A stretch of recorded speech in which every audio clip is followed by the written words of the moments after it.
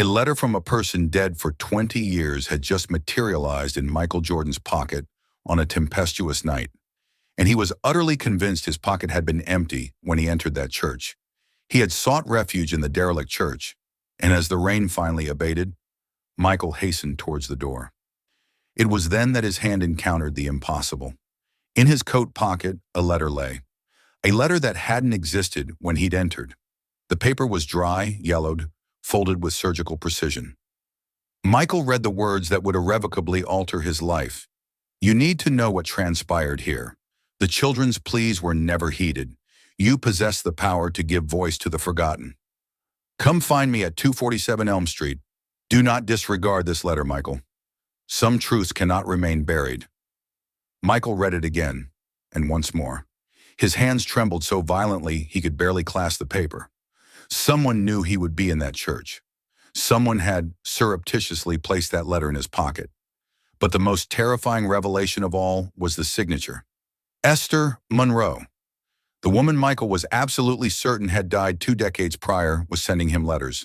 And then came the memory, hazy, fragile, yet undeniably real. Michael had frequented that church as a child.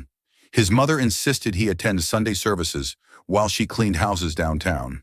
At the time, he was merely a quiet boy who preferred to sit near the altar, where light streamed through the crack-stained glass windows. But life moves on. One day, his mother secured a better position and had to relocate far away, and Michael never returned to that church. In time, he learned of Esther's passing. And what could this letter possibly signify? The following morning, he proceeded to the address. It was a small, unpretentious house on the poorer side of town. He knocked on the door, and a girl of approximately 10 years of age opened it. "You're the man from the letter," the 10-year-old girl stated, with not a hint of surprise in her voice. Michael froze at the doorway. How could a child possibly know about the letter? His mind reeled, racing in 1,000 directions as the girl's large, intelligent eyes scrutinized him, as if peering into his very soul. "How do you—" he began, but the girl interrupted him. "My grandmother is expecting you. I'm Jamie Lark."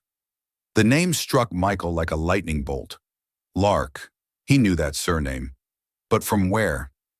"My mother used to draw you playing basketball," Jamie continued, a slight smile playing on her lips. "She used to say you flew as if you had wings." Jamie led him down a narrow corridor, black and white photographs observed from above, like silent sentinels. The scent of chamomile tea mingled with something darker. Ancient sorrow, buried secrets, choked the air. In the living room, perched on a worn rocking chair, sat impossibility personified. Esther Monroe, alive, more fragile, stooped by time, hair completely white. But they were the same piercing eyes that had haunted Michael's nightmares for 2 decades. "You played as if God resided in your feet," she whispered, her voice raspy like dry leaves. "But even angels must descend to earth sometimes." Michael's legs almost gave way. Those were the very words she had uttered decades ago, when they were young and the world seemed full of hope. "Esther, I thought you were—" He swallowed hard. "They said you had died." A smile that didn't reach her eyes crossed her face. "Death is relative when you carry the secrets I do, Michael. Sometimes feigning death is the only way to keep the truth alive." The air in the room grew thick. Michael felt his heart pound against his ribs. "Do you remember St. Benedict's Church?" Esther leaned forward, her eyes fixed on him with laser intensity. "The one where you took shelter last night?" Michael nodded, his mouth dry as cotton. "Terrible things happened there, Michael. Things that were silenced, buried, forgotten. But I never forgot. And now it's time for the truth to come to light." Esther moved to stand, her trembling hands fumbling for something in a drawer. She pulled out a yellowed letter, even older than the first, and began to extend it to Michael. That's when the door burst open. "Esther, no!" An elderly man Michael hadn't noticed cried out. His eyes were wild with terror. "You can't! It's not safe yet!" Jeremiah snatched the letter from Esther's grasp before Michael could take it. The paper fluttered and fell to the floor between them like a wounded butterfly. For a brief moment, Michael managed to glimpse fragments of what was written, Only a few words, but enough to turn his blood to ice in his veins. Pastor Ross, the children, never seen again. Jamie gasped behind him. Esther collapsed into the chair as if she'd been shot, and Michael finally understood why someone had feigned death for 20 years. His own name was inscribed in the book, alongside a drawing of a crying child inside that very church. Michael had been unable to sleep. The fragmented words of the letter pounded his mind like stakes.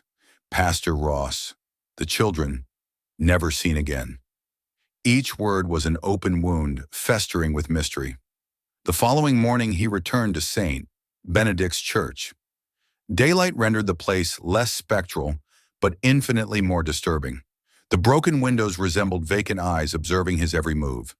This time there was no organ music, only the haunting echo of his footsteps on the worn floorboards.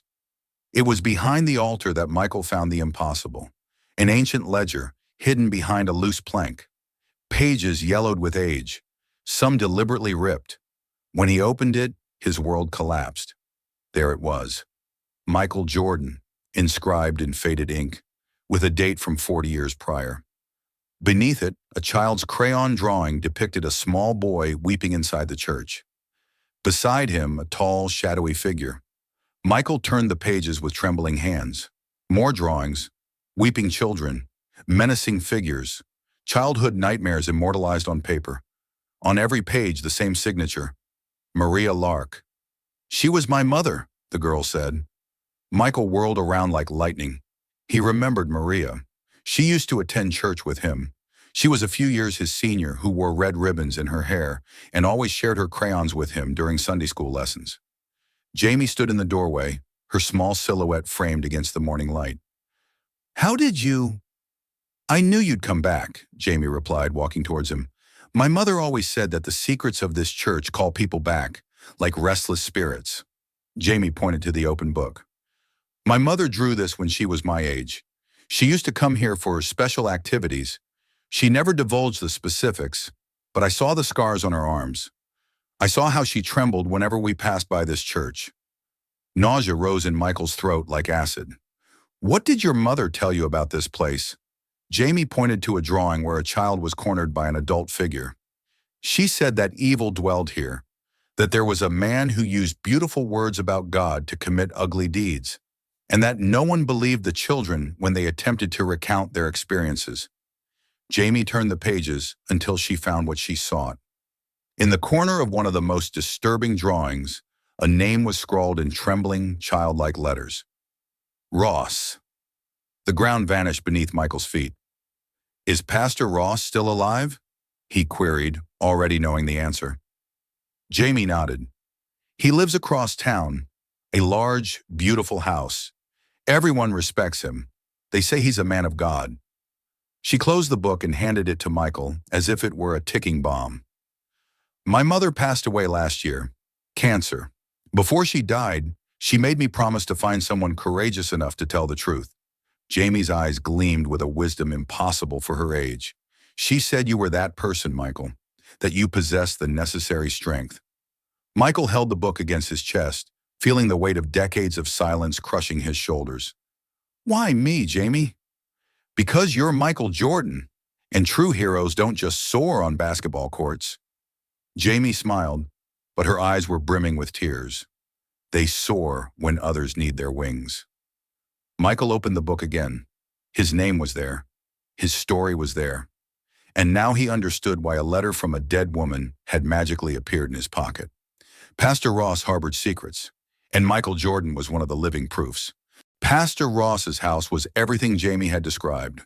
Grand, meticulously maintained, a symbol of respectability in the community. Impeccable gardens, a white picket fence that virtually gleamed under the sun, and a golden plaque on the front door that read, "Blessings of the Lord." Michael hesitated for a long moment before ringing the doorbell. Part of him longed to flee, to forget everything he had uncovered, to return to his simple, uncomplicated life. But Jamie's drawings were still etched into his mind, as were the tears from the childlike eyes depicted on the yellowed pages. Pastor Alden Ross opened the door with a wide, welcoming smile. He was a man of approximately 87 years with perfectly combed gray hair, wearing a wool sweater that exuded comfort and reliability. But there was something in his eyes, something cold beneath the warm facade, that sent shivers down Michael's spine. "Michael Jordan!" Ross exclaimed as if it were a casual encounter between old friends. "What an unexpected pleasure. Do come in, come in. May I offer you coffee? Tea?" Michael entered the house, his gaze automatically sweeping the surroundings. Everything was meticulously arranged, as if each object had been deliberately placed to cultivate a specific impression. Photographs of Ross with prominent community figures adorned the walls, alongside framed biblical quotes. "Thank you, but you needn't trouble yourself," Michael responded, striving to maintain a neutral tone. "In fact, I came here to discuss the Church of St. Benedict." For a fleeting second, Michael saw something flicker in Ross's eyes, a flash of what might have been fear or perhaps anger, but it was so swift he almost doubted he'd seen it at all. "Ah, the old church," Ross said, ushering Michael into a lavish living room. "A dismal place, isn't it? Had to be closed down a few years back. Structural issues, you know how it is." Michael settled into a leather armchair, but Ross remained standing, pacing slowly around the room like a predator assessing its prey. "I've heard some stories about what used to happen there," Michael said cautiously. "Stories about children." Ross stopped pacing. When he turned to Michael, the smile was still there, but it had subtly shifted. Now it seemed more like a menace than a greeting. "You know, Michael, there have always been those willing to propagate falsehoods about men of God. It's the price we pay for serving the Lord." Ross approached a bookshelf where an ornate cross was displayed. "The Bible teaches us that the rod of correction drives out evil. Sometimes troublesome children interpret discipline as something inappropriate." Michael observed the cross more closely. There were dark red marks on the metal, as if something had permanently stained its surface. Marks that looked ancient, yet had never been fully cleaned. "What kind of discipline?" Michael asked, his voice growing more strained. Ross picked up the cross from the shelf, caressing it with a disturbing familiarity. "The discipline ordained by God, of course. Some lambs stray from the flock, Michael, and when that happens, the shepherd must bring them back, by any means necessary." The air in the room seemed to thicken. Michael felt his breathing grow labored, as if the walls were closing in around him. "And what if the lamb screamed?" Michael asked, the words emerging harsher than he intended. Ross smiled, but this time, his expression held no warmth whatsoever. "Lambs make a ruckus, Michael, but the shepherd knows what's best for them, and in the end, their bleating always ceases." It was at that very moment that the room's door abruptly swung open. Esther Monroe appeared in the doorway, leaning on a cane, her eyes wide with terror as they fixed upon the cross in Ross's hands. "No!" she shrieked, her voice tearing through the air like a lament. "Get that accursed thing out of my sight!" Ross turned slowly towards Esther, the cross still clutched in his hands, and his smile became genuinely chilling. "Well, look who's decided to rise from the dead," he murmured smoothly. "Esther Monroe, the woman who never learned to hold her tongue."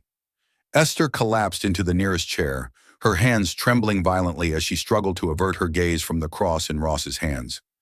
Michael immediately rose, interposing himself between her and the pastor, instinctively adopting a protective stance. "Esther, how did you get here?" Michael inquired, concerned by the woman's extreme pallor. "Jamie brought me," she whispered, her voice barely audible. "She said you'd come to confront the demon alone. We couldn't let that happen." Ross let out a low chuckle, replacing the cross on the shelf with deliberately slow movements. "Demon. What a potent word, Esther, especially coming from someone who spent so many years feigning death to evade her Christian responsibilities." "My responsibilities?" Esther rose unsteadily, leaning on her cane. "My responsibility was to protect those children, and I failed because no one believed me."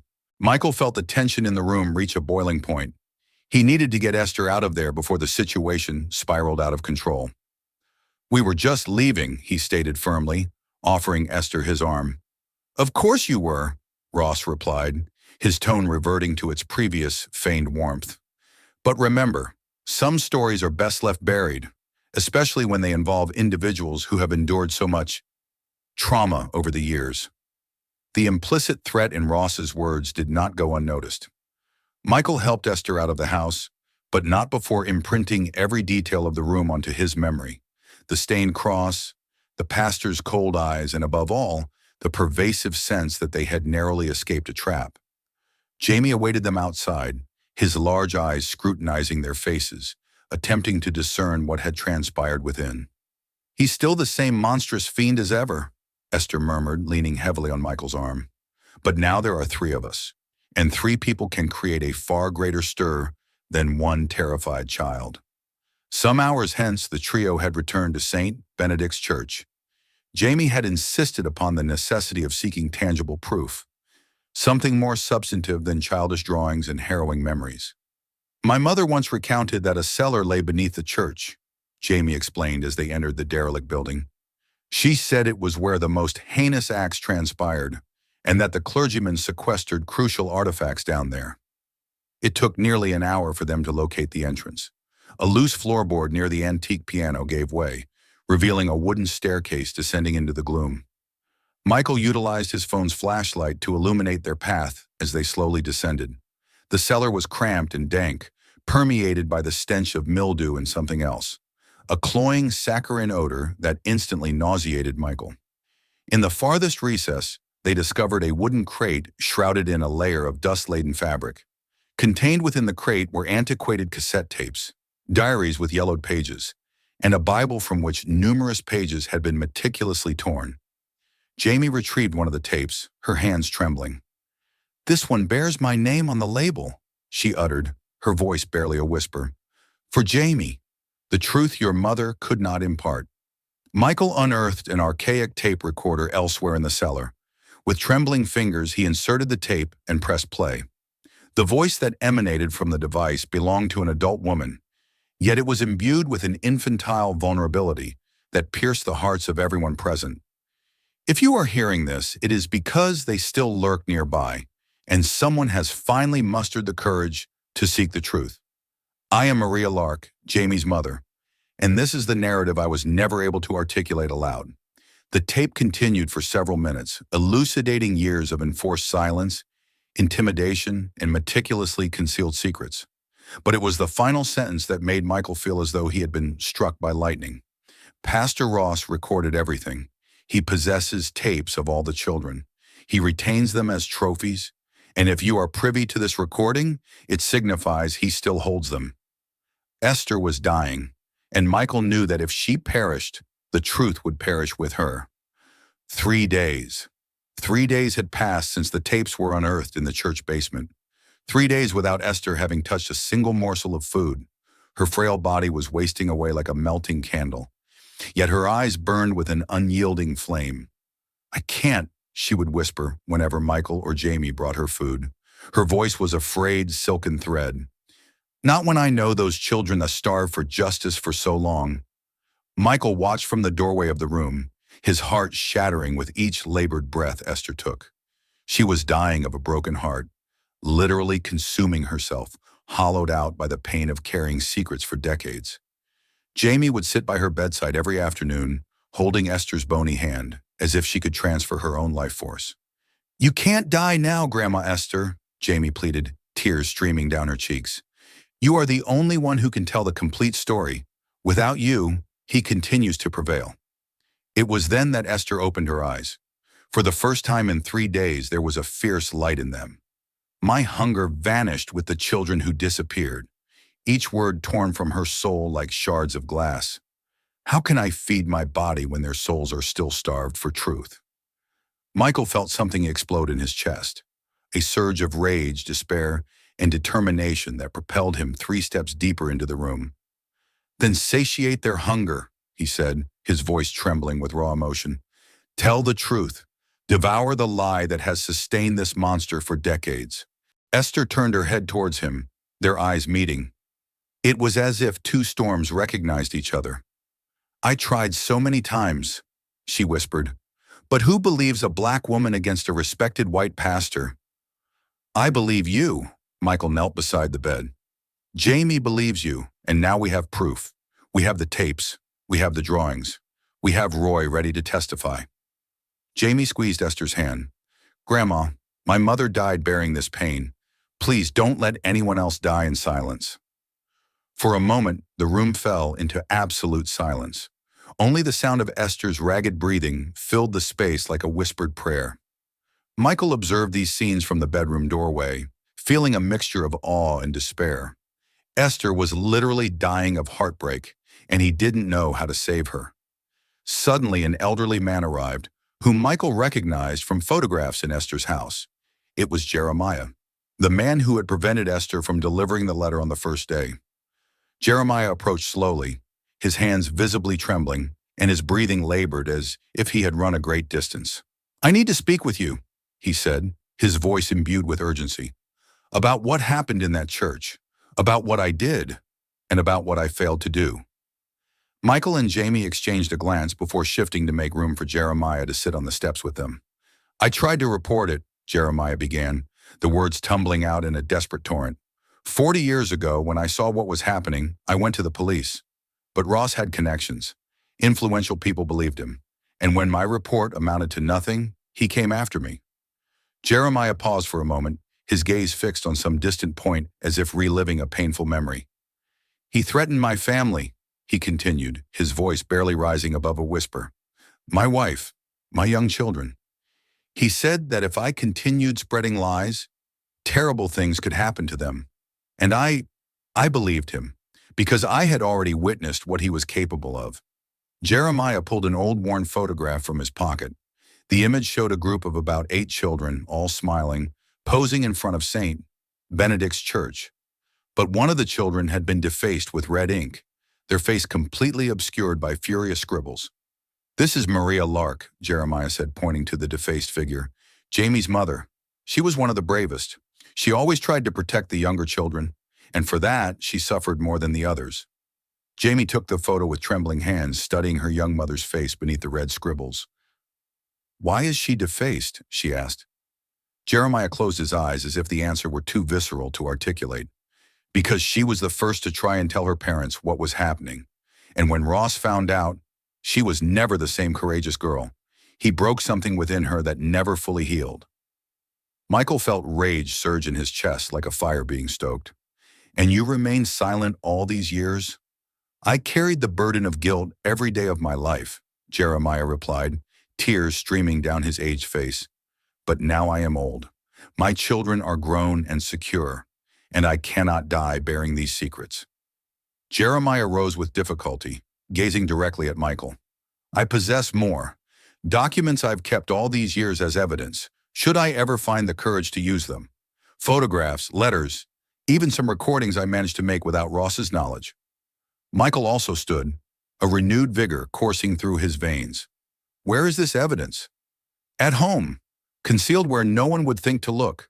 Jeremiah hesitated for a moment. But there's something more you need to know. Ross did not operate alone all these years.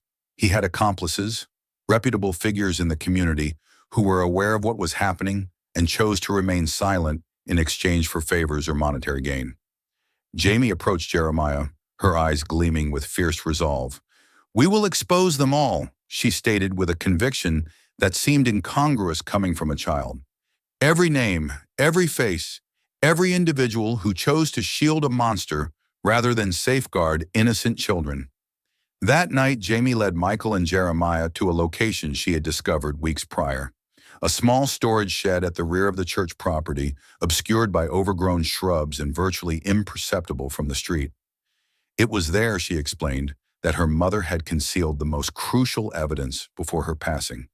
She said that one day someone would come seeking the truth, Jamie elaborated, as she unlocked a rusty padlock with a key she wore on a chain around her neck. And that when that day arrived, I would know precisely what to do. The interior of the shed was organized like a clandestine archive. Boxes meticulously labeled with dates, envelopes brimming with photographs, and at the core of it all, an antiquated tape recorder connected to a small microphone. Jeremiah scrutinized the equipment with astonishment. She managed to record conversations? How? Jamie smiled for the first time since Michael had met her, a smile imbued with both pride and sorrow. My mother was more astute than anyone realized. She feigned acceptance of what was happening to her, gained Ross's confidence, and then began meticulously documenting everything. Michael retrieved one of the tapes labeled Night Rehearsals 1985 1987 and inserted it into the recorder. What they heard in the ensuing minutes made all three of them feel physically ill. Ross's voice, decades younger, yet unmistakably his, spoke with a chilling naturalness about disciplining disobedient lambs and instilling submission through biblical methods. Even more harrowing were the children's voices in the background. Muffled sobs, whispered pleas for mercy, and occasionally Maria Lark's own voice attempting to comfort other children. "Turn it off," Jeremiah pleaded after a few minutes, his face green with nausea. "I can't. This is worse than I imagined." But Jamie shook his head firmly. "Number, we need to hear it all. Every word, every second. Because if we can't even bear to listen, how can we expect others to believe?" Michael continued the tape, forcing himself to listen to every horrifying detail. There were almost 2 hours of fragmented recordings, but it was enough to utterly destroy Ross and anyone associated with him. The most incriminating segment came at the very end of the last tape. Ross was speaking with someone, a male voice Jeremiah recognized immediately. "That's Sheriff Thompson," Jeremiah said, his face paling further. "He's still alive, still active." On the recording, Thompson and Ross casually discussed managing the situation when some families began asking questions about their children's behavior. "Children always lie," Thompson said on the tape, "especially these ones. Who's going to believe troubled kids over a respected man like you, Pastor?" "Exactly," Ross replied.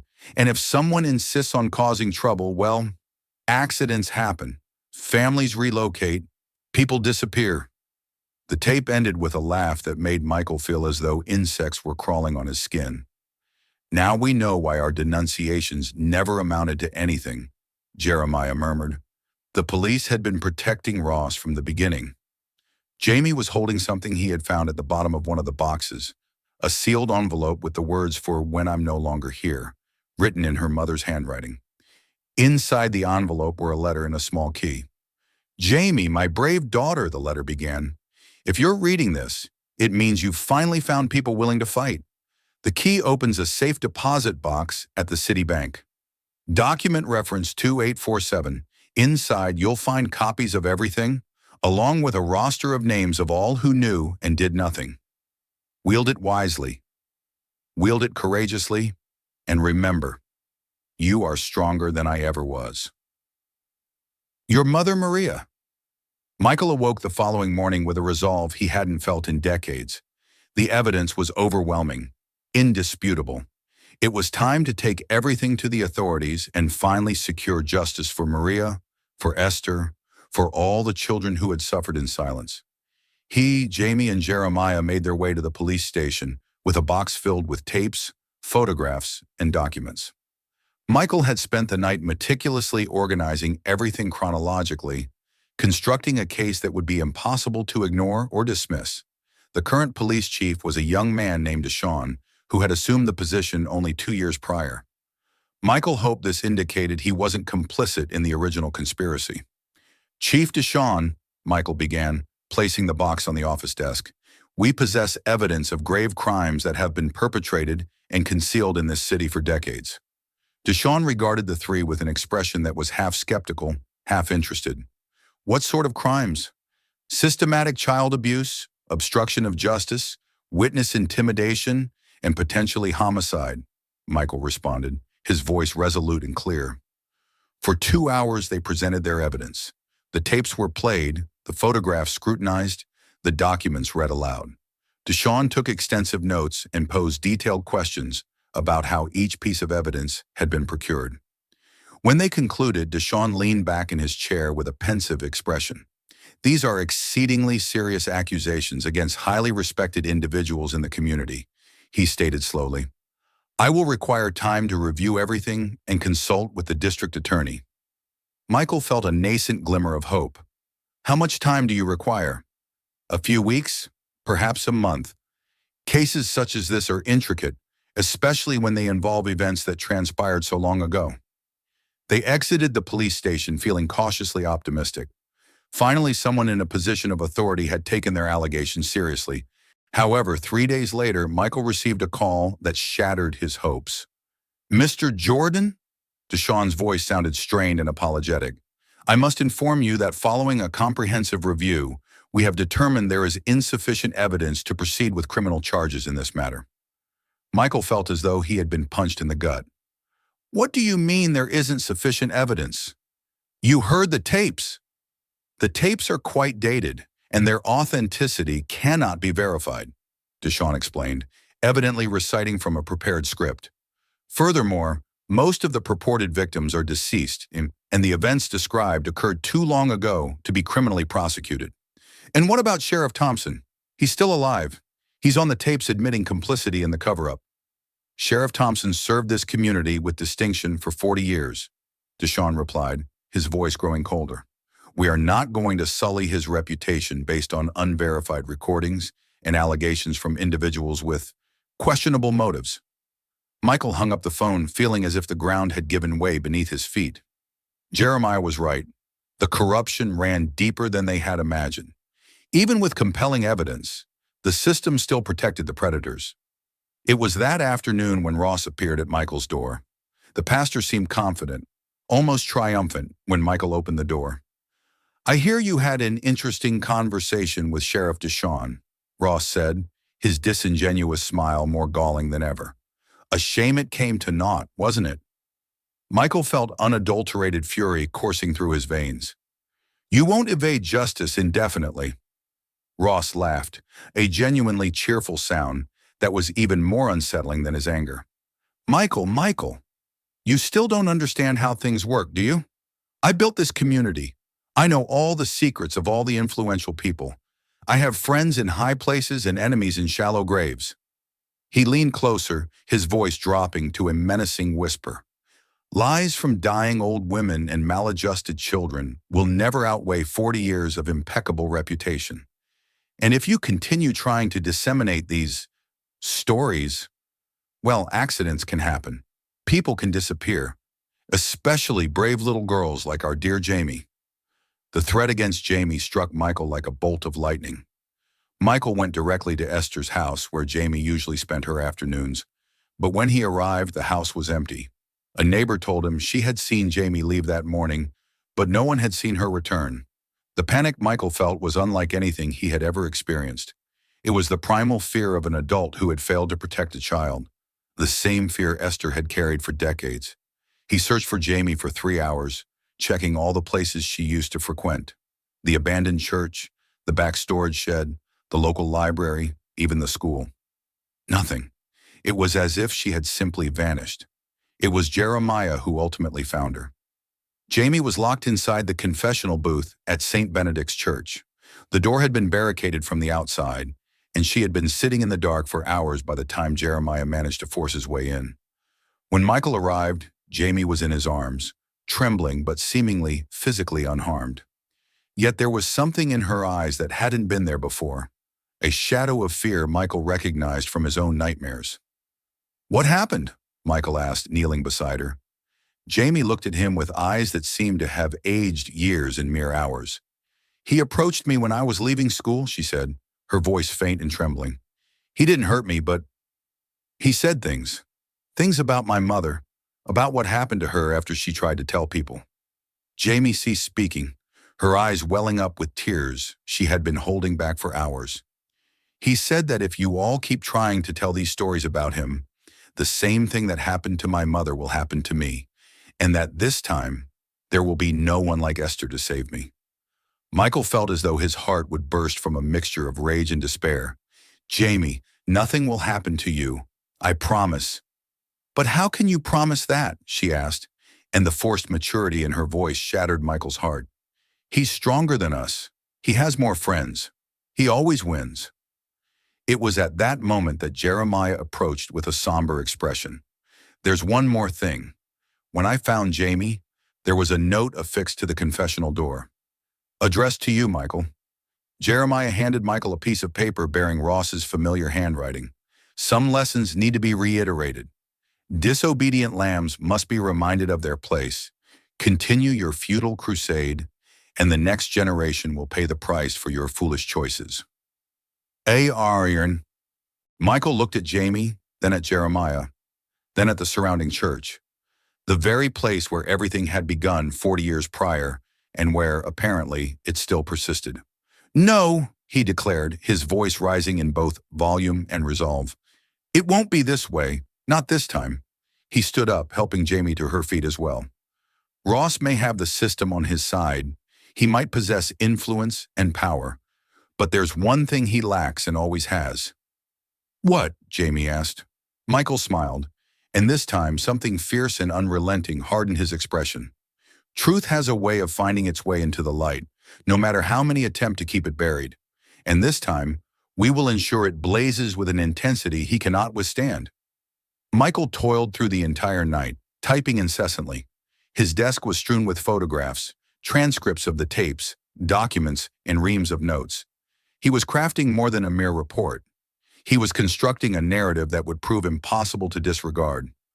If the legal system would not deliver justice to the victims, Michael resolved to take the case directly to the populace. The internet had fundamentally transformed the global landscape since the days when Esther was merely a lone woman crying out into the void. Now a narrative could disseminate globally within a matter of hours. By morning, Michael had fashioned a comprehensive website replete with audio files of the tapes, with the children's voices redacted to safeguard their privacy, photographs of the physical evidence, and an exhaustive chronological account of the events. But he recognized that a mere website would not suffice. He required extensive reach, a platform that would compel public attention. It was Jamie who suggested contacting Brielle Williams. Brielle was an investigative journalist and civil rights activist who had risen to national prominence by exposing instances of racial injustice within the judicial system. She commanded millions of followers on social media and had a reputation for unwavering persistence when it came to protecting the vulnerable. My teacher talks about her all the time, Jamie explained. She says Brielle Williams is like a modern-day warrior, battling with words instead of swords. Michael found Brielle's contact information through her official website and sent a lengthy, detailed message, along with links to all the evidence he had compiled. He didn't expect a swift response. Prominent figures likely received hundreds of messages daily. Brielle called him 3 hours later. Mr. Jordan, her voice was strong, resolute, yet also carried a controlled fury. I've just spent the last 3 hours reviewing your material. This is one of the most disturbing things I've ever encountered, and I've encountered a great deal that's disturbing. Michael felt a wave of relief so intense it almost made him dizzy. You believe the story? More than that, Brielle responded. I'm going to help you ensure the entire world believes it too. I'm catching a flight your way tonight. Can we meet tomorrow morning? Within the next 24 hours, everything changed. Brielle arrived with a small but highly efficient team, a videographer, an evidence verification specialist, and an attorney specializing in child abuse cases. They interviewed Esther, Michael, Jeremiah, and carefully Jamie, with his permission and under supervision.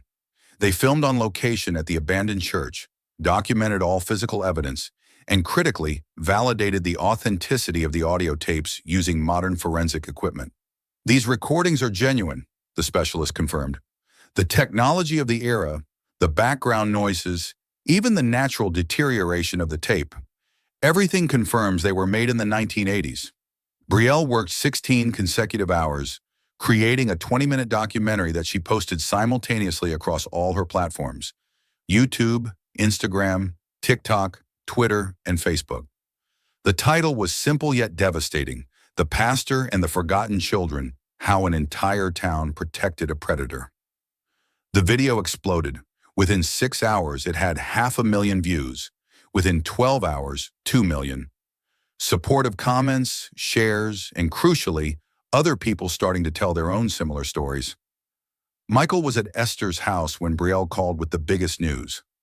The FBI just called me, she said, scarcely able to contain the excitement in her voice. They're launching a federal investigation. And Michael, Esther needs to hear this. Michael put the phone on speakerphone so Esther, who was sitting in her favorite chair, could hear. What happened, dear? Esther asked, her voice stronger than it had been in weeks. She ate, Brielle said softly. For the first time in days. The people at the nursing home where my mother is staying said that after she saw the video, after she saw that someone was finally speaking the truth, she asked for soup, and then she asked for more. Esther began to cry, but they were tears of relief, not of sorrow. The children, she whispered, they are finally being heard. But it was Brielle's subsequent call that truly changed everything. Ross has scheduled a press conference for tomorrow morning, she informed. He's going to attempt to publicly defend himself. It will be at the town's principal church, with all his adherents in attendance. Michael felt adrenaline coursing through his veins. Are we going to be there? Oh, we're going to be there, Brielle confirmed. And I have an idea that will ensure this is the last time he manages to sway a multitude. The Sunday morning sun streamed through the stained glass windows of Central Baptist Church. But there was no peace in that sanctuary. The air hummed with an electric tension that caused the hair on one's arms to prickle. Michael had never seen the church so crowded. Not a single vacant seat. People were packed into the wooden pews, lined the aisles, and occupied every available inch at the back of the sanctuary. The scent of perfume, sweat, and anticipation created a thick, almost stifling atmosphere. Breathing felt like a conscious act. This was no ordinary congregation. It was a multitude divided in two, as if an invisible line bisected the sanctuary. On one side, Ross's longtime adherents, people who had followed his leadership for decades, who still believed in the image he had so carefully cultivated. Their faces displayed a blend of confusion and defensive loyalty. On the other side, a starkly different multitude, people who had been drawn in by Brielle Williams's social media channels, who had heard the whispers, bearing their own suspicions and grievances.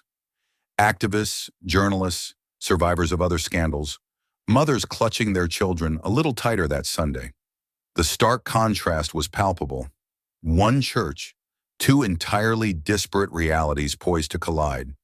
Michael felt his heart pounding in his chest like a war drum. He was seated in the fourth row, yet he might as well have been anywhere. His mind solely fixated on what was to unfold. Beside him, Jamie clutched Esther's hand tightly. Esther had insisted on coming despite the wheelchair that was now an integral part of her life. "Grandma, are you sure you're up to this?" Jamie whispered, her voice laden with concern.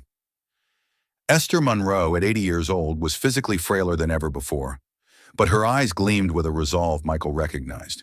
It was the same determination he had seen in her that first night, when she delivered the letter that had altered everything.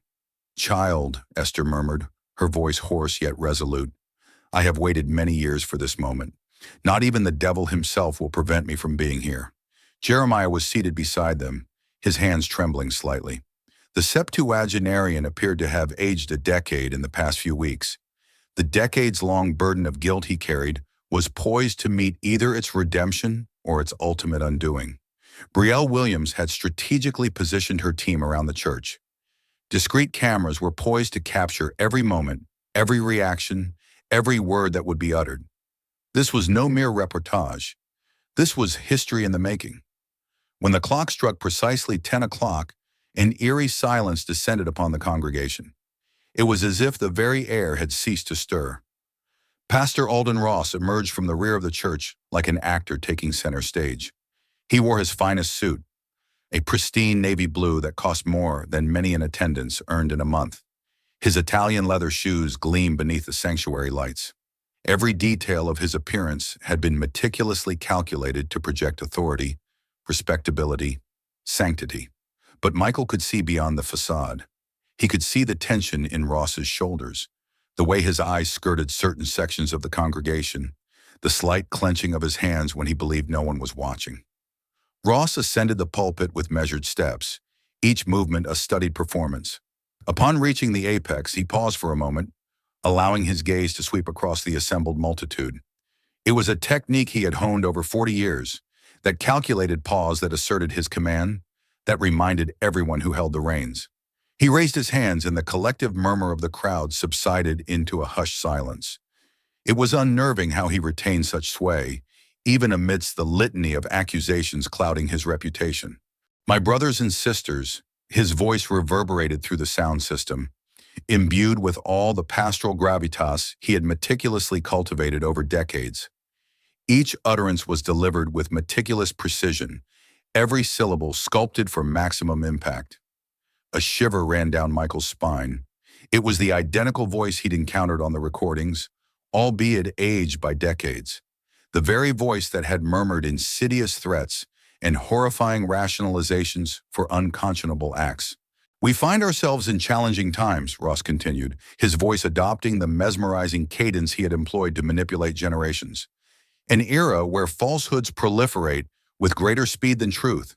A period when individuals of dubious intent can leverage the internet to dismantle reputations meticulously forged over a lifetime of devotion to God's service. Affirmative murmurs began to ripple through the segment of the congregation that remained loyal to him.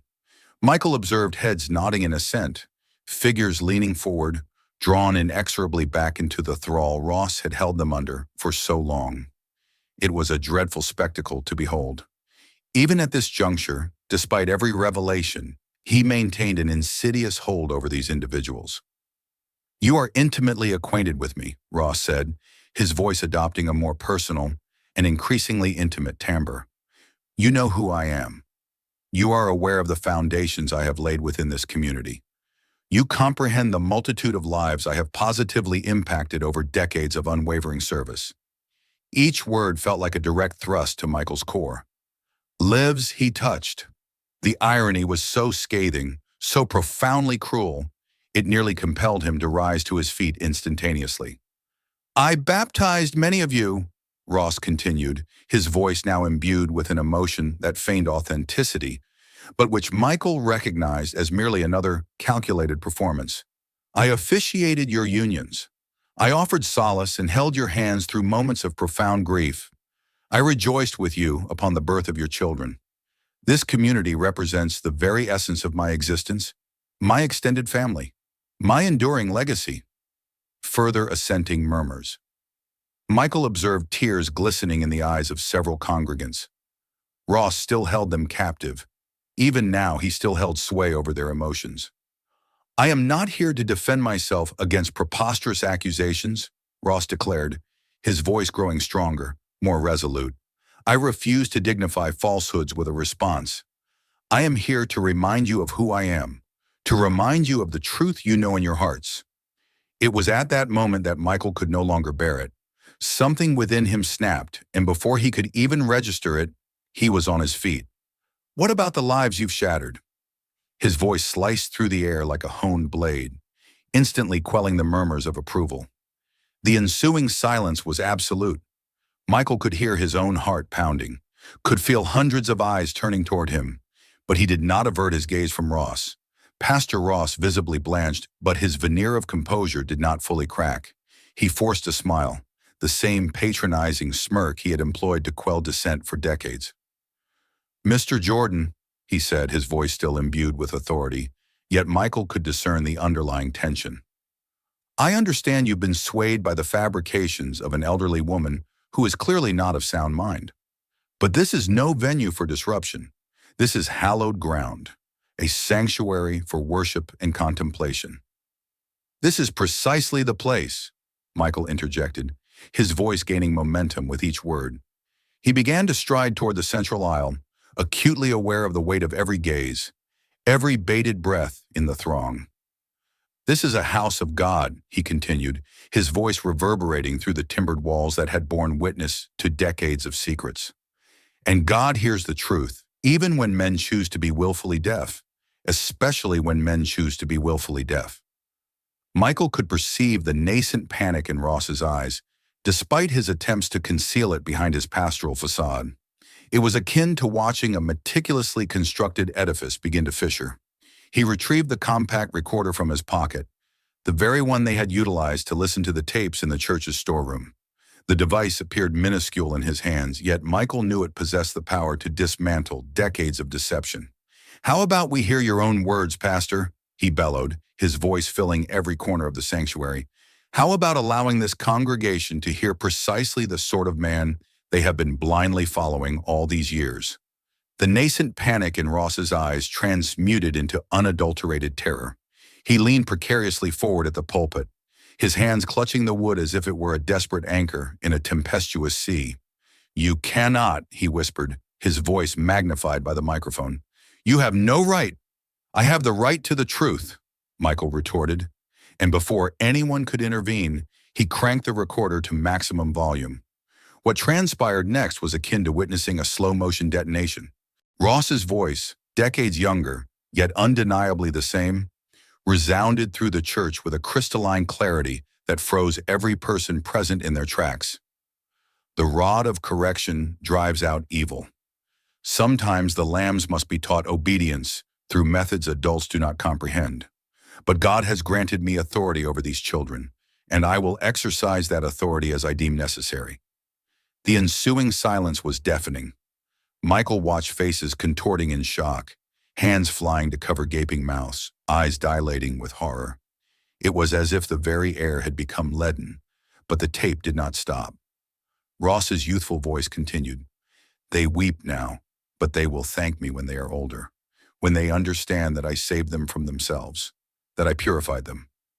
A woman in the third row began to emit a sound that transcended mere weeping. It was something deeper, more primal, as if her very soul were rending in real time. "Turn it off," Ross shrieked from the pulpit, his carefully constructed pastoral composure finally disintegrating like a house of cards. His voice fractured, betraying the desperate man behind the mask. "These are fabrications, lies concocted by sick, vengeful people who seek to destroy me." But his protests were swallowed by the voice on the tape, which continued with horrifying details that caused people in the congregation to rise, some attempting to leave, others drawing closer as if to silence the recorder with their bare hands.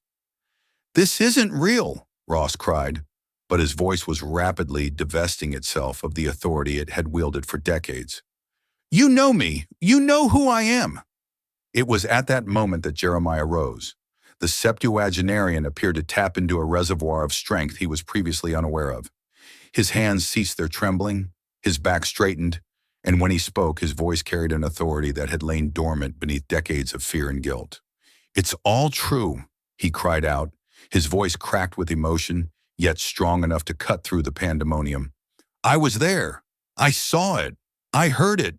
And I was too much of a coward to speak up at the time." The crowd turned to him as one, a wave of hundreds of eyes fixated on the man who was finally finding his courage after decades of silence. "I saw the children crying," Jeremiah continued, each word torn from a deep, painful place. "I saw them change, grow silent, lose the light in their eyes. And I did nothing because he threatened me, because I was a coward. But I won't die a coward." The impact of his words was like a second explosion. If the tape had merely sown seeds of doubt, Jeremiah's confession transmuted them into absolute certainty. A woman in the third row, the very one who had begun emitting those guttural sounds, suddenly rose to her feet and shrieked, "My son!" her voice pure anguish. "My son told me 20 years ago, but I didn't believe him. God forgive me, I didn't believe him." It was as if a dam had burst. Suddenly, voices began to erupt from all corners of the church. "My daughter tried to tell me too. I always suspected, but I never said anything. He changed after the special meetings. Why didn't we listen?" The church erupted into a pandemonium of voices, screams, weeping, and confessions. Decades of repressed secrets, suspicions, and pain gushed forth like water from a broken dam. The sound was deafening, a cacophony of pain, rage, and belated realization. Michael watched it all with a mixture of satisfaction and horror. This was what he had anticipated, what he had striven to achieve, yet witnessing the reality of the agony Ross had inflicted was almost unbearable. Some people bolted for the exits, unable to process what they were hearing. Others converged on the pulpit, their faces contorted with rage, as if intent on physically confronting Ross. But when Michael glanced at the pulpit, Ross was no longer there. Amidst the pandemonium, while everyone's attention was fixed on the confessions and cries, the man who had orchestrated decades of suffering had attempted to slip out a side exit. Attempted, but failed. Brielle Williams was blocking the door, and behind her, 3 figures in dark suits whom Michael immediately recognized as federal agents. Their faces were masks of professional resolve. Yet Michael could discern the satisfaction in their eyes. Ross was caught between the locked door and the chaos he had left behind. For the first time in decades, he had nowhere to run, no facade to hide behind, no lies to tell. "Pastor Alden Ross," one of the agents stated, his voice cutting through the tumult with absolute authority. "You are under arrest for suspected child abuse, obstruction of justice, and witness intimidation." The words echoed through the church like a judge's gavel. The chaos gradually subsided as people realized what was happening. Hundreds of eyes turned to watch the man who had controlled their lives for decades finally face justice. Ross made one last attempt to regain his composure. "This is preposterous," he said, but his voice was faint, devoid of the authority it had carried for so long. "I am a man of God. I have dedicated my life to this community. You have the right to remain silent," the agent continued, completely disregarding the pastor's words. "Anything you say can and will be used against you in a court of law." As the handcuffs clicked onto Ross's wrists, the sound echoed through the church with a finality that made Michael's heart leap. It was the sound of justice, delayed but not denied. Michael felt tears welling in his eyes. Beside him, Esther had placed her hand over her heart and was smiling, truly smiling, for the first time since he had met her. Jamie was weeping openly, but they were tears of relief, of justice, of a pain that could finally begin to heal. As Ross was escorted out of the church, passing through the throng of people whose trust he had betrayed, Michael heard something he had never heard before: the sound of silence being broken forever. The voices that had been silenced for decades were finally free to speak, and they spoke. Some whispering, others shouting, all finally free to tell their truths. Michael looked around the church, seeing faces that had been transformed in the last few minutes. Pain, yes, but also relief. Confusion, yes, but also clarity. Anger, yes, but also hope. As Ross disappeared through the door, still protesting his innocence but now in a low, defeated voice, Michael felt something he hadn't felt in months: peace. It wasn't the end of the story. There would be trials, more revelations, more pain to process. But it marked the end of the sway Ross had wielded over this community. It was the cessation of decades of silence. It was the close of an era of fear. And as Esther squeezed his hand and whispered, "Thank you," Michael knew it had all been worthwhile. The truth had finally eclipsed the falsehoods. And at Central Baptist Church, for the first time in decades, God's presence was truly palpable. 2 weeks later, Esther was seated in a wheelchair on the stage of the city auditorium, holding a microphone with hands that had finally ceased trembling. The venue was packed to capacity: reporters, community members, abuse survivors from other cases who had found their courage emboldened by Esther's story. Michael sat in the front row with Jamie, watching the woman who had saved his life decades ago finally seize her opportunity to speak her truth to the world. "My name is Esther Monroe," she began, her voice clear and resonant for the first time in years. "And for 40 years, I harbored secrets that nearly consumed me." She paused, looking around the packed auditorium. "You silenced me when I was young. You labeled me a liar when I tried to protect innocent children. You forced me to feign death because the truth was too inconvenient to countenance." Her voice gained strength with each word. "But today, finally, you listen. Today, 40 years later, the children who were silenced are being heard through my voice, through Michael Jordan's courage, through the determination of a 10-year-old girl who refused to let her mother's story be consigned to oblivion." The crowd was in rapt silence, each person hanging on her every word.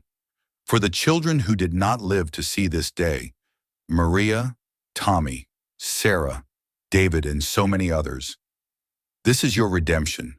For the adults who failed in their duty to protect them, I hope you find a way to reconcile with your choices. And for other children elsewhere who are still suffering in silence, you are not alone. You will be heard. You will be believed. You will be protected. The applause began slowly but swelled to become thunderous. People rose, weeping and applauding in unison. Michael felt tears streaming down his face as he watched Esther finally receive the recognition and respect she had merited her entire life. 6 months later, Michael stood at the entrance of St. Benedict's Church, But everything had changed. The building had been meticulously restored, its windows repaired, its walls freshly painted, and a new plaque gleamed at the entrance. The Esther Monroe Community Center, a place of healing and hope. Jamie stood by his side, holding a red ribbon poised for the inaugural ceremony. She had matured significantly in recent months, not physically, but spiritually, evolving into an eloquent advocate for children's rights despite her tender age. "Do you think my mother would be proud?" she asked Michael as they awaited Esther's arrival for the ceremony. "I believe your mother is proud," Michael replied, "and I believe she can finally rest in peace, knowing her story changed the world." Ross's trial had been swift and conclusive. Confronted with irrefutable evidence and the testimony of multiple victims who had found the courage to speak out after the public exposure, he pleaded guilty to numerous charges. His sentence: 25 years to life. Crucially, the federal investigation had exposed the entire network of complicity and cover-up. Sheriff Thompson had been arrested. 3 other prominent community members who had participated in silencing the victims faced their own charges. If this story resonated with you, captivated your attention, or made your heart pound, don't forget to subscribe to the channel. Here, every video unearths forgotten truths, buried memories, and voices that demand to be heard. Join this journey of faith, mystery, and justice. Activate the bell icon, because in the next story, it might be your very soul that trembles.